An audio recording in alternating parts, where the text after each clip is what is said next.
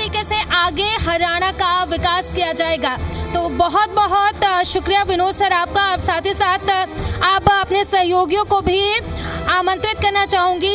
देवेंद्र और बसंत प्लीज़ आप मंच पर आइए और साथ ही साथ आप सवालों का सिलसिला जो है वो शुरू करेंगे। ओवर टू यू देवेंद्र और बसंत। धन्यवाद सोनाली। जिस तरह से लगातार अभी हम जेपी दलाल जी को भी सुन रहे थे और इस वक्त अब पंकज डावर जो कि जिला अध्यक्ष हैं शहरी कांग्रेस से। सर, बीजेपी कहती है कि हमने इतना विकास कर दिया कि शहर और शहर नहीं ग्रामीण इलाकों को भी हमने चमका दिया, लेकिन उसी शहर में उन्हीं ग्रामीण इलाकों में आप प्रदर्शन भी करते नज़र आते हैं। कारण क्या है? मतलब सपने, क्योंकि आज हमारे कार्यक्रम का भी नाम ड्रीम्स ऑफ गुरुग्राम है, क्या वास्तव में सपने साकार नहीं हो पा रहे हैं, वो विकार में बदल रहे हैं? सबसे पहले मैं आपके सभी दर्शकों का अभिवादन करता हूं, साधुवाद करता हूं। आपने बीजेपी का जिक्र किया। देखिए, जिसका नाम ही बहुत झूठी पार्टी है तो उसके बारे में तो हम क्या ही कहें। आज शहर के हालात आपके सामने हैं। ऐसी कोई एक भी सड़क नहीं है जो टूटी हुई ना हो। जल भराव की क्या स्थिति है आपके सामने है। ये भाजपा के राज में ही कूड़ा ग्राम नाम गुड़गांव को दिया गया, वो आपके सामने है।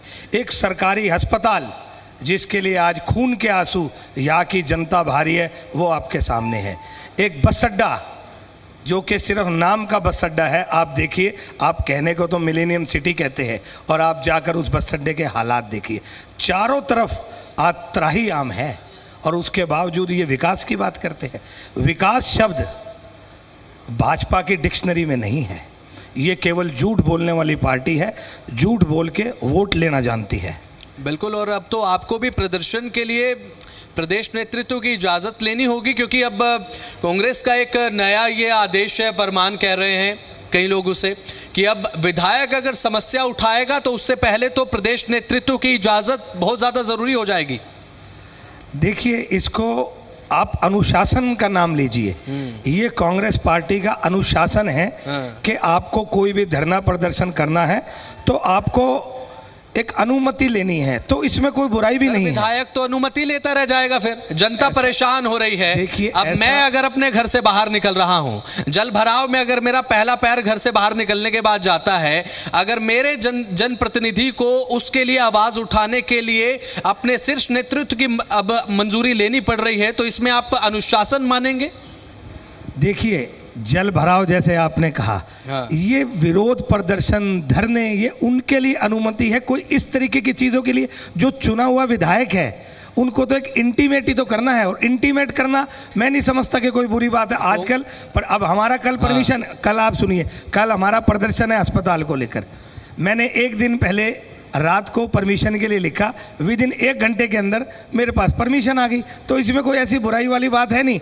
आपके अंदर काम करने का जज्बा हो, लोगों की आवाज़ उठानी है। कांग्रेस कोई परमिशनों का खेल नहीं खेल रही। कांग्रेस एक अनुशासन बनाना चाहती है कि सभी एक झंडे के नीचे आकर और इस तरीके के धरने प्रदर्शन करें, अलग अलग ना दिखे। डावर साहब, आप कह रहे हैं कि अनुशासन की बात है, लेकिन अनुशासन तो नज़र आता ही नहीं है। मैं तो गुरुग्राम में ही देखता हूँ, गुरुग्राम में नहीं बल्कि हरियाणा के अलग अलग जगह देखा जाए तो अलग अलग गुट बने पड़े हैं। देखिए, आप लोग इसको गुटबाजी का नाम देते हो। आप एक चीज़ समझिए, जितने भी सीनियर नेता है सबके अपने अपने समर्थक होते हैं और सबका अपना अपना क्षेत्र है, तो इसको गुटबाजी किस तरीके कहेंगे। लेकिन सबका नेता कौन है? सबका नेता राहुल गांधी जी है, सोनिया गांधी जी है, खड़गे जी है। आप उस विचारधारा को भी तो देखिए ना। आप सबके नेता एक है, अगर कोई अलग अलग रूप में काम कर रहे कर तो कांग्रेस के लिए, तो इस तरह कोई गुटबाजी वाला कोई सवाल ही पैदा नहीं होता। बीजेपी से जब हम बात करते हैं कि भाई विपक्ष ये आरोप लगाता है कि आप तो विपक्ष को ही खत्म करना चाहते हैं, तो वे बीजेपी कहती है कि हम कहाँ खत्म कर रहे हैं विपक्ष को। विपक्ष तो खुद ही लड़कट मर रहा है। हुड्डा गुट के समर्थक शैलजा गोलाई